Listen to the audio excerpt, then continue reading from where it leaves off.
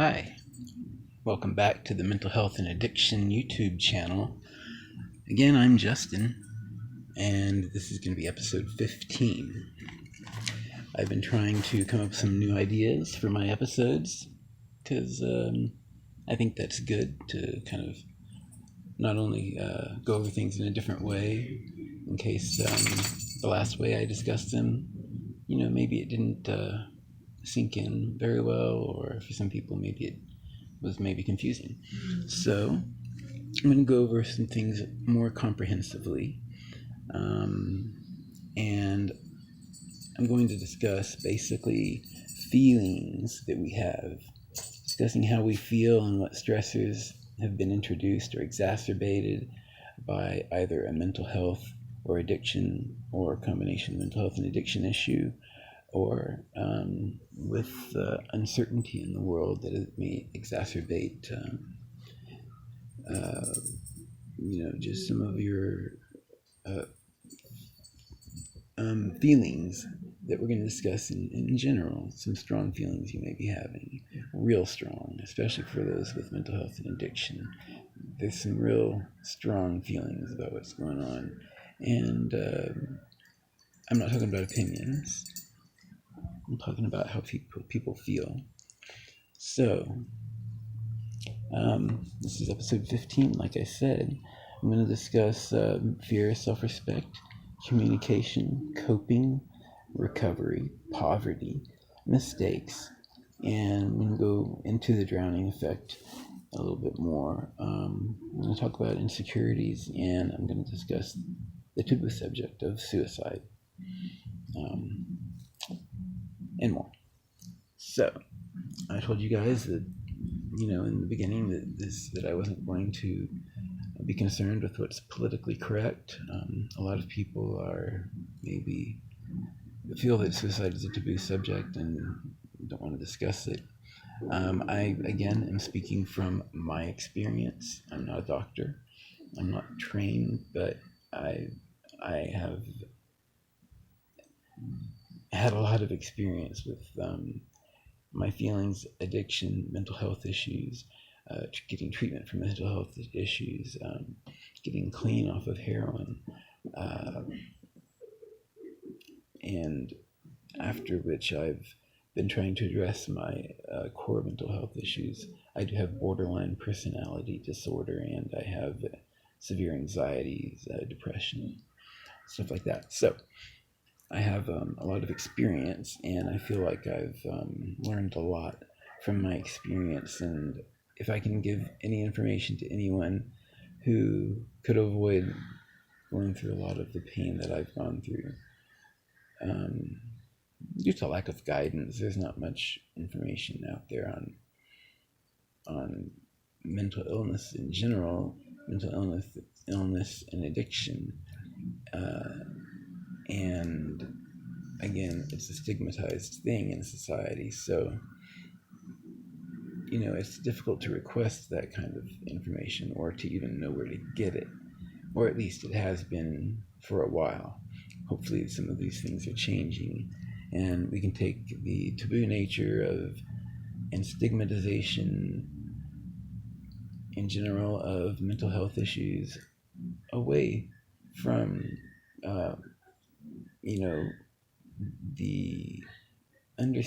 the general way that we understand society, people, things like that.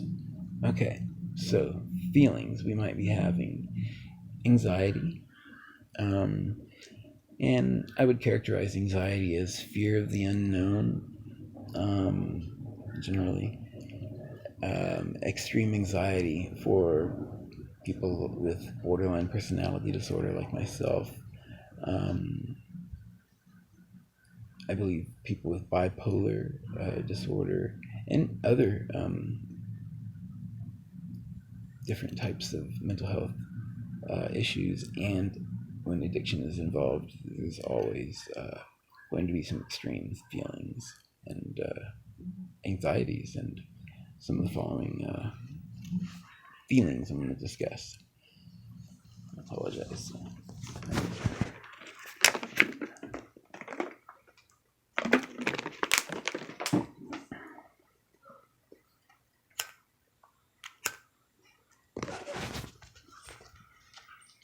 Sorry.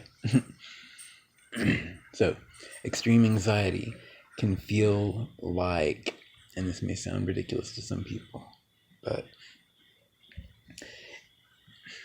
imagine you have been falsely accused of a horrible crime. And it's gotten to where you've been indicted and there's false information used against you, possibly created against you, whatever the case may be, but you have been falsely accused and you are awaiting a decision from a jury, guilty or not guilty, upon false information.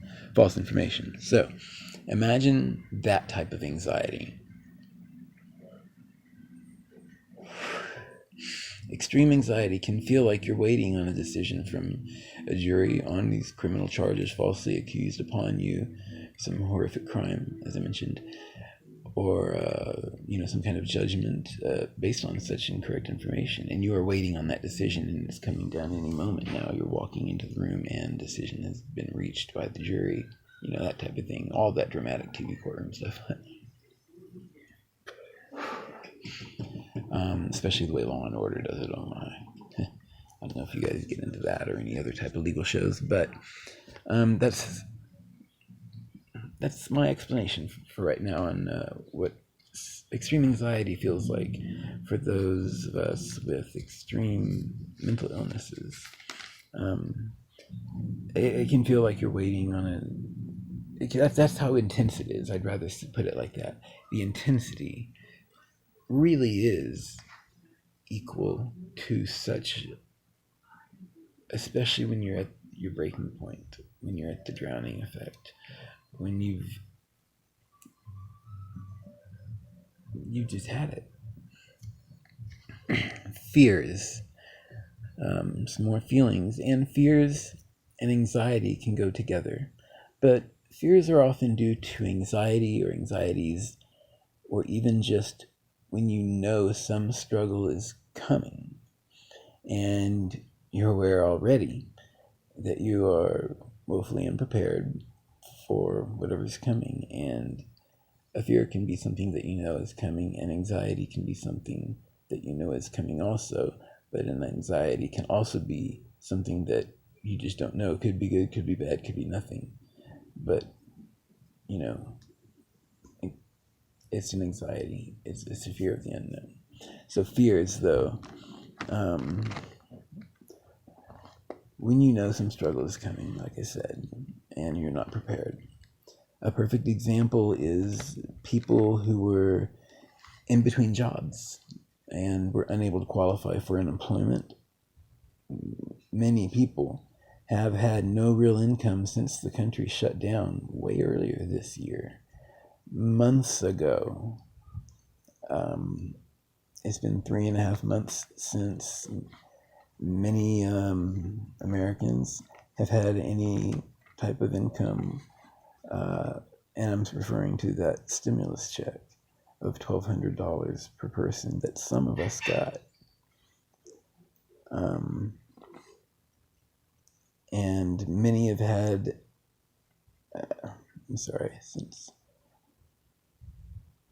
I get that. If you even include CARES 1 Act, and it could still be a couple more weeks before an agreement is reached on the next one, agreement for the next piece of legislation, which will include a second stimulus check for certain Americans. Then, after they finally do reach the decision, a few weeks from now, possibly 2-3 weeks, hopefully less. But whatever agreement or concessions, that they have to make on one side or the other will take time. After they've reached that decision, it will take time for Americans to even get the the stimulus checks. So there's real legitimate fears about this, and this video may end up having to be split. I apologize, But those are some real legitimate fears. Another feeling is helplessness, which would be kind of like having no bootstraps to pull yourself up by, nor any other effective way out of a situation, especially on your own. That situation could be somewhere where you feel stuck, or just you've been trying and trying and trying and trying and trying and trying and trying and trying, and you haven't made any headway. That can make you feel helpless. Another feeling is hopelessness. Now, that's beyond just feeling helpless. It can feel like there's no chance of getting out of that, like a situation I mentioned just a second ago. No matter what, help isn't coming, and you have no more strength within. You feel you have fought and tried everything. Your body and mind have become like jello. You've been starving and drowning by this point, and you're feeling hopeless, beyond hopeless. Defeated, well beyond feeling hopeless or helpless. You have truly been defeated.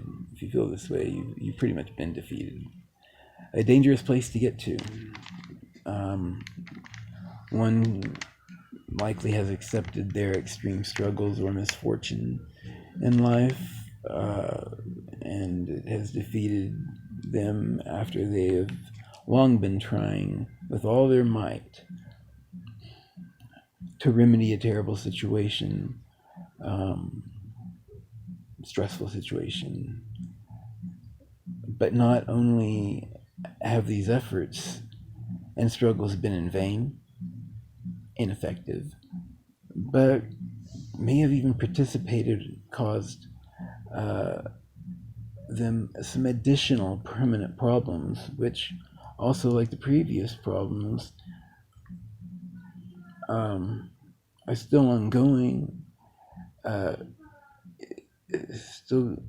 ongoing, and initial struggles are just piling up because you've been unable to remedy your situation, and only seeming to make things worse when you try, which is already toxically overwhelming. And think of a house you've seen on the TV show Hoarders. That is how overwhelming every day can be. That's how overwhelming every day is for some people. So let's talk about being overwhelmed. No matter how clean or even perfectly spotless you do get that house, that hoarded house, for some reason when you wake up, that mess is there again. Somehow we haven't gotten to the core issues. We're so overwhelmed we don't know where to start. Sometimes that place won't get cleaned up and you'll wake up to it again and again and again. But even if you do try and try and try, you can't really make a dent. It is overwhelming. So, the drowning effect. Many extremes, rated as a 10 out of 10, and how intense and extreme these feelings could be.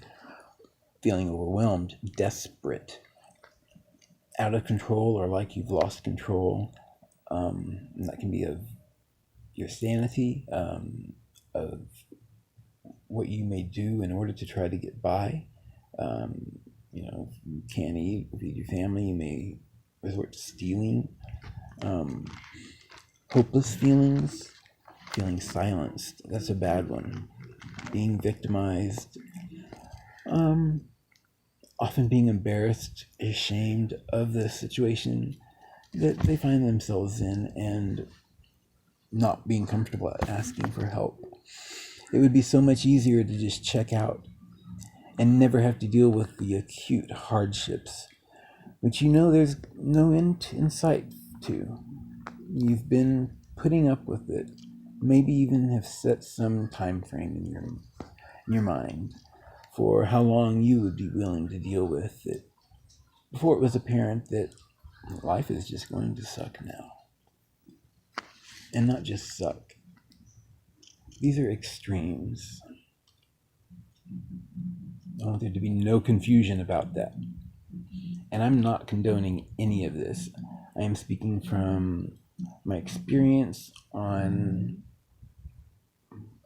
what I understand to be these types of scenarios, and they are real. And I've seen them not in just myself. So this may seem disturbing, and it should be. As I mentioned before, I will be saying things which I believe to be completely true, and which may make some people feel uncomfortable. It's not politically correct, whatever that means anymore. I think everyone gets offended at everything now, so I think we should all just say exactly what I think we should all just start being honest, 100% honest. So, but we've often been unable to discuss things like suicide, as if the word itself has some type of power in just being uttered. We must reclaim the power to discuss suicide prevention, stuff like that openly, and realize that there are so many different reasons for a person to feel suicidal or act upon those feelings. Extremely unwelcome and painful, unfair changes or events which can change everything about how you may see yourself or in your quality of life, such as health. I do believe that there is too many reasons to list, but it comes down to coping and how well you cope with, accept, or deal with, whatever you want to call it, something, how you do it, if you need and accept help. It's important to be able to talk to someone about how you feel. Your struggles are valid. Let me say that again. Your struggles are valid. Don't let anyone tell you they're not. If you're dealing with something, that's valid. Period. How you feel, your struggles, even if it is not quote unquote right, it's even more urgent in such a scenario to get possibly emergency psychiatric care. It is okay to need to go to an inpatient psychiatric facility. I've been in them, in a few different ones, and they have different quality and stuff like that, but it is not a weakness. It is a strength to know when you need some help, and a lot of us need help right now. To go and get your bearings again, and you can do it as much as necessary for you to get the tools you need to learn to use in life for coping skills, for being able to cope with life in new ways and view life differently. If someone tells you that they're depressed, they may be hoping that you will be the one to kind of ask and pry. It can be a cry for help. Now, I'm not saying it always is, but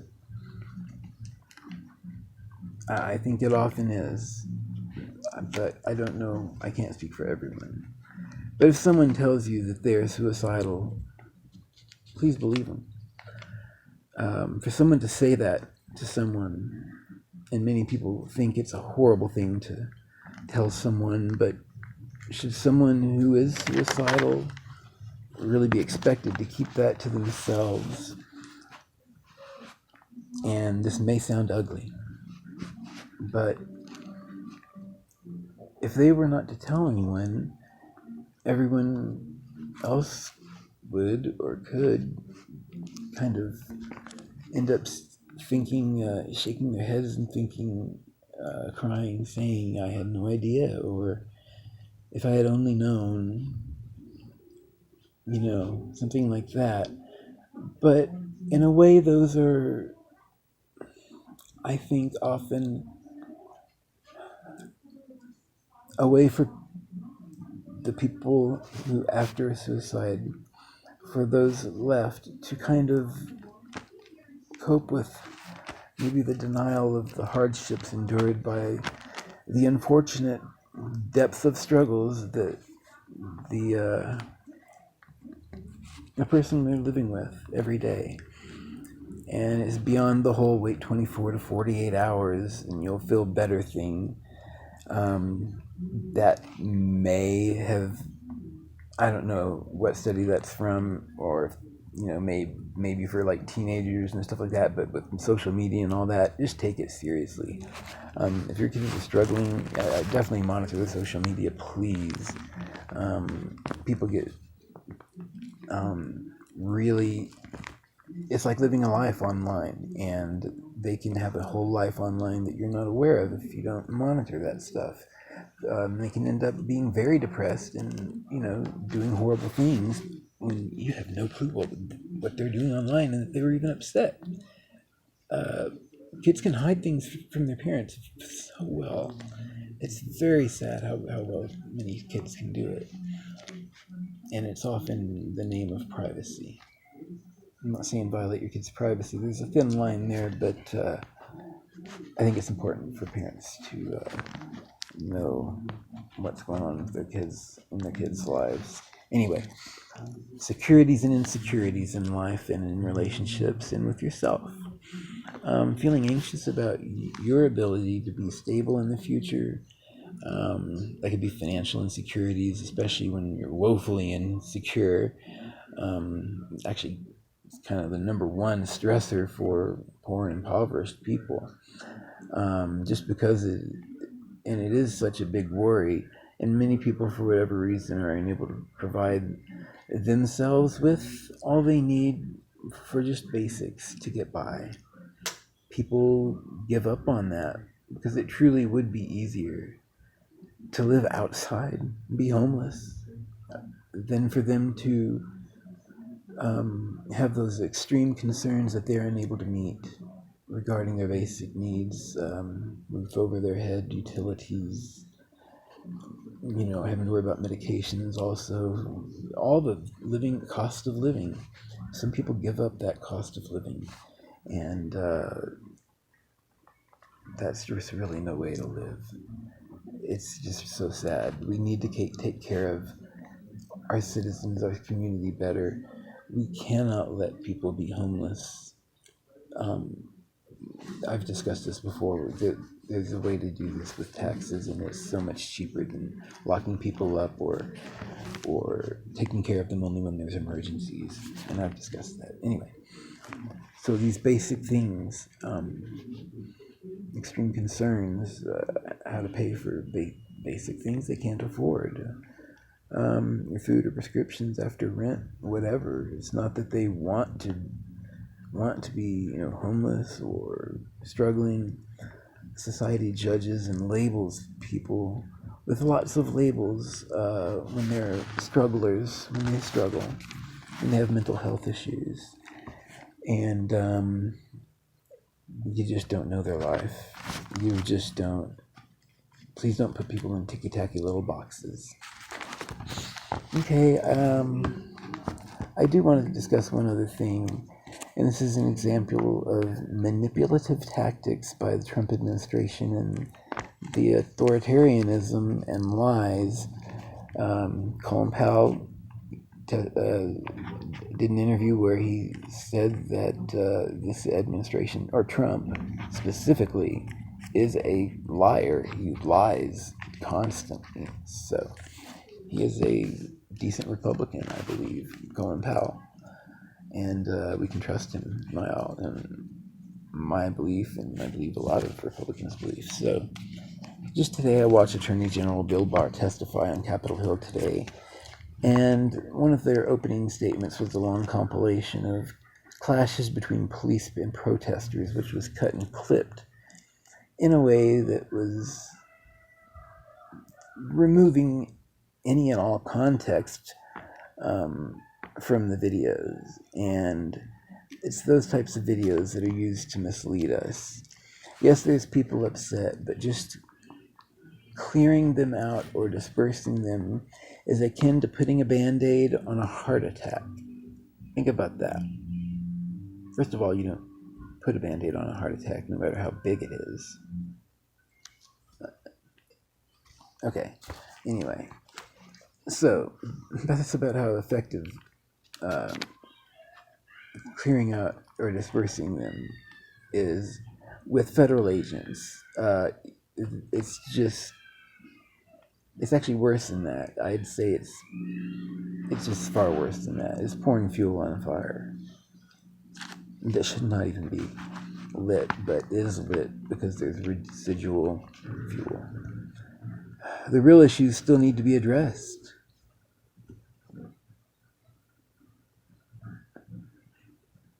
There's a valid reason why there's so many people who are infuriated with government, the police, and the authoritarian style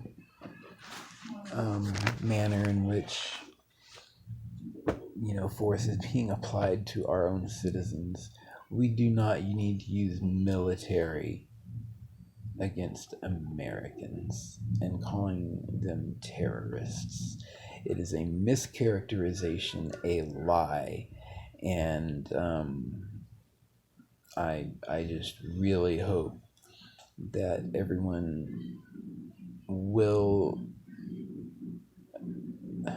not just take the White House's word for it, not just take Fox News' word for it. Fact check your stuff, get it from CNN. They show you the whole video. I don't care what you think of CNN. They give you the entire context.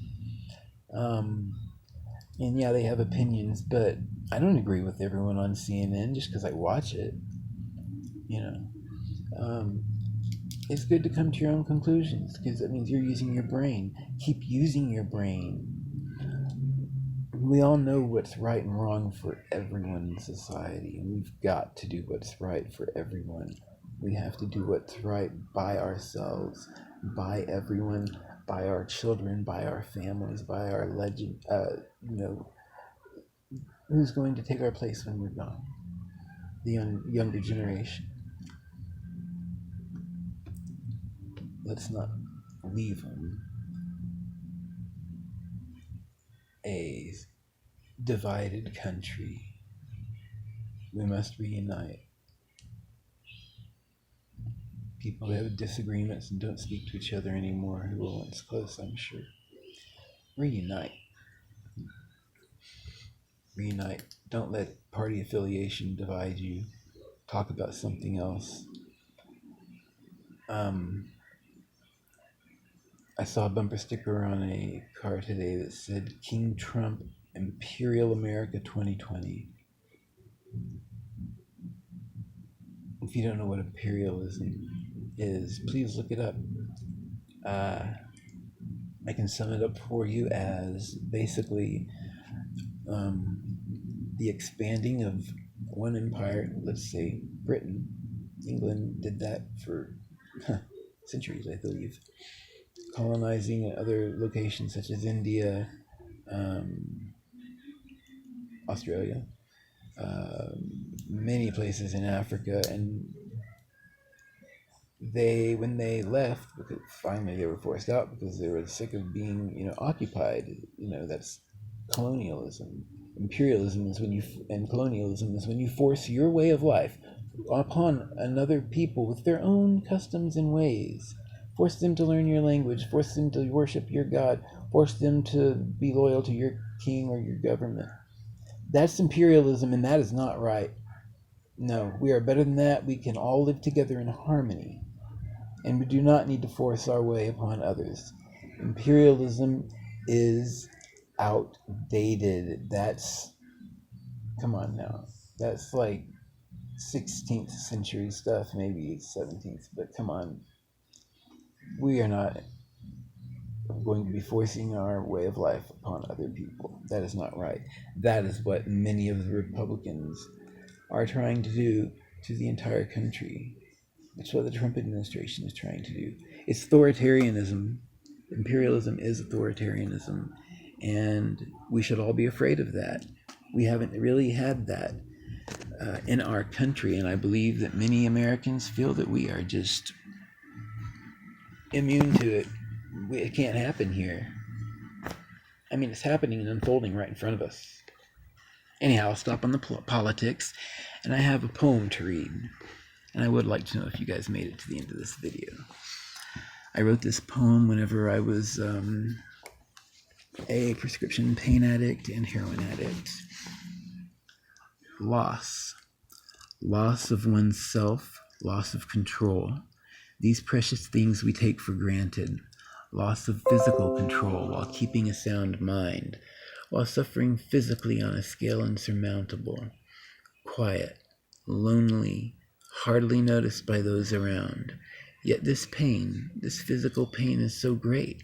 How can it not be seen? It is felt so contritely and damages so completely. Why can no one see this pain? Why can I only feel this pain? Every time help is sought for this invisible affliction, the pain can only be described and not seen by those sworn to help. Doubt drips down their minds about me like candle wax scalding their brain. The same wax that affects those sworn to help vicariously hurts me as a patient. In so many ways, this doubt of the doctors has ruined me and left me with one that I can trust and who I think can trust me. Sometimes we, as human beings, must make room for belief no matter what has happened in their past. New beginnings are difficult, but I have forged ahead through unspeakable pain. I hold my pain inside because I don't want it let out, for fear it will never stop gushing from my body until I have nothing left to give or shed and expire from pain and lack of people who allow themselves to trust me. I am trustworthy now. I made a huge mistake, causing me severe pain, disability, suffering, through the mistrusting eyes of those who vow to help those in need. Please make room to trust people. No one should suffer, no matter their class, caste, social status, past, etc. We have advanced beyond these primitive trappings, at least in so many eyes and in so many ways. Would you trust a starving child from a third world country when they say they're hungry or malnourished, at the brink of starvation, with their sad, distended bellies? Is it cholera, gas, parasites, Ebola, anything that can be seen and diagnosed? This is my pain, my prison, there's no key to my gilded cage. My gilded cage was my pain meds. Thank you guys for watching. This was episode 15 of Mental Health and Addiction. Please subscribe and share. I hope you guys enjoyed, and if you guys watched to the end, give me a thumbs up. I'm just curious to know. Thanks again, guys. I'm such a dork.